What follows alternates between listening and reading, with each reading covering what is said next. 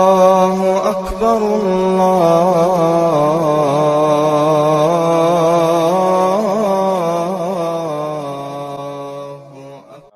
إلا أنه قال والمتوسطة تنقسم على قسمين عينية وحكمية والعينية التي لها لون أو ريح وطعم فلا بد من إزالة لونها وريها وطعمها وحكمية التي لا لون ولا ريح ولا طعم يكفيك جر الماء عليها.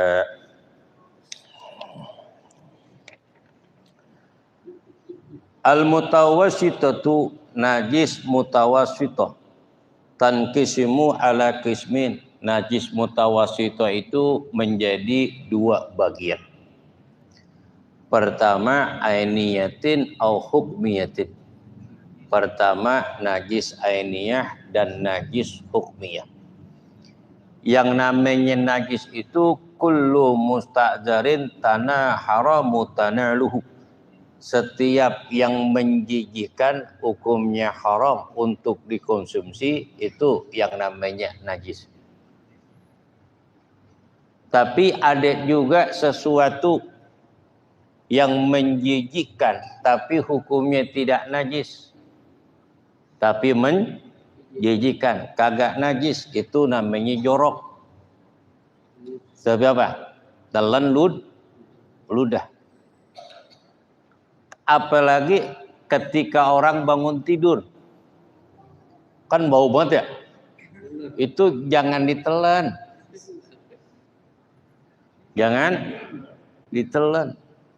itu mustajab, sesuatu yang kotor. Termasuk umpama hidung gatel, kesumbet, diapain? Dikorek dengan telunjuk tangan kiri.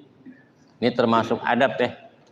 Kalau umpama sesuatu yang gatel nih, ada sesuatu kotor di mana?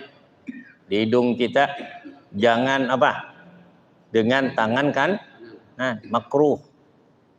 Kayak tangan kiri.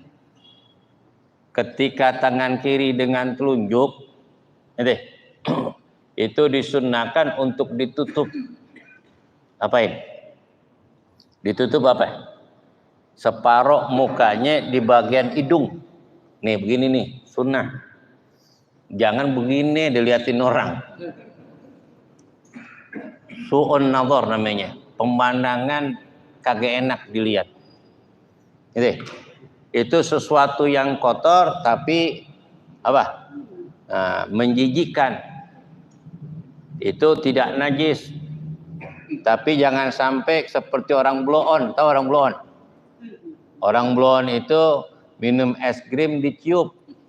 Itu orang blow on, Haji Muhammad. Apaan? Tahu udah ngupil dijilat, itu blow on namanya. Walaupun hukumnya nggak najis. Hukumnya kagak najis. Tapi mustahdzar, jorok. An-nadhafatu minal agama mengatur segala hal. Sangat sempurna di dalam tuntunan ajaran Islam kita yang dibawa oleh junjungan Nabi Muhammad SAW. An-nadhafatu minal iman. Bersuci itu sebagian daripada iman, baik secara umum ataupun secara khusus untuk pribadi kita. Jadi, untuk menjaga kebersihan zahir maupun bagian batin kita harus jaga. Najis itu ada najis mughalladhah, ada najis muhabbabah, ada najis mutawassithah. Najis mughalladhah itu adalah najis apa? Najis dari anjing dan babi. Najis mughalladhah itu adalah najis daripada anjing dan babi. Itulah yang namanya najis mughalladhah. Najis anjing dan babi. Ataupun daripada anak keturunannya. Anak keturunannya. Mughalladzatu najasu kalbi wal khinjir wa far'i adhima. Najis mughaladzah itu adalah najisnya anjing dan babi ataupun anak dari keturunannya. Kalau kita megang anjing kemudian anjing itu kering, tangan kita dalam keadaan kering nggak apa-apa. Jafu bil jafi tahirun bila hilaf. Itu kaidah fikih. Kering sama kering itu hukumnya suci tanpa khilaf. Pama anjing nih, kita pegang nih bulunya. Anjing itu kering, tangan kita kering, tidak ada keringat sedikit pun di tangan kita, itu hukumnya suci. Ada lagi hewan yang nggak boleh dimakan, tapi likusain munfasilun fahuwa najisun.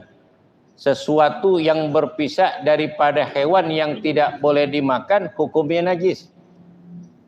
Seperti apa? Bulu kucing. Bulu, pakai kucing itu nggak boleh tiduran di karpet, di karpet di masjid, musola ataupun di sejadah rumah kita. Takutnya apa?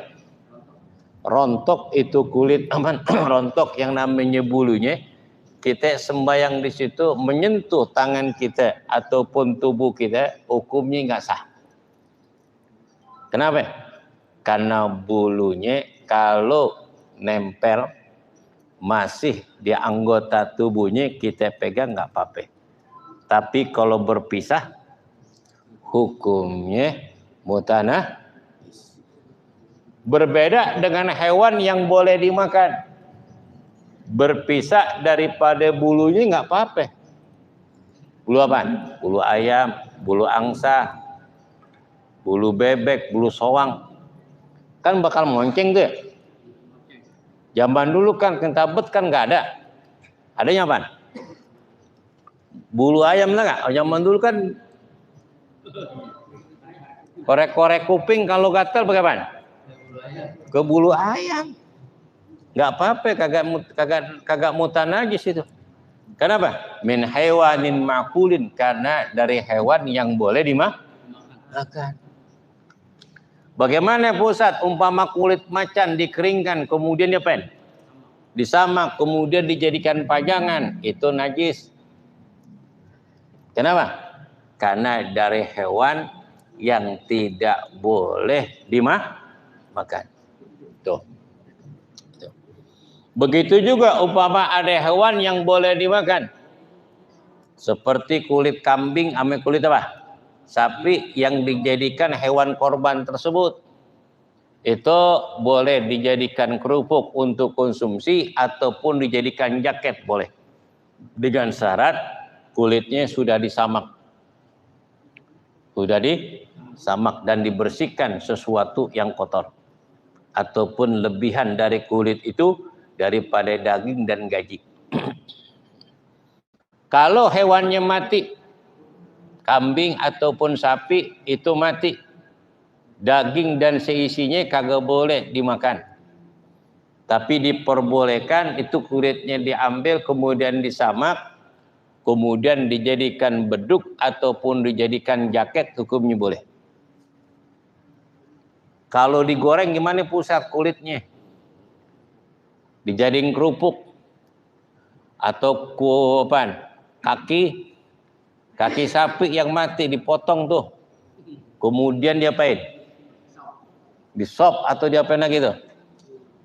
Jadiin cincang, haram karena dikonsumsi dari hewan yang mati, dari hewan yang diperbolehkan dimakan, tapi bukan karena persembelihan syar'i. Dia mati dengan sebab wabah, penyakit dan sebangsanya, itu nggak boleh dimakan sedikit pun.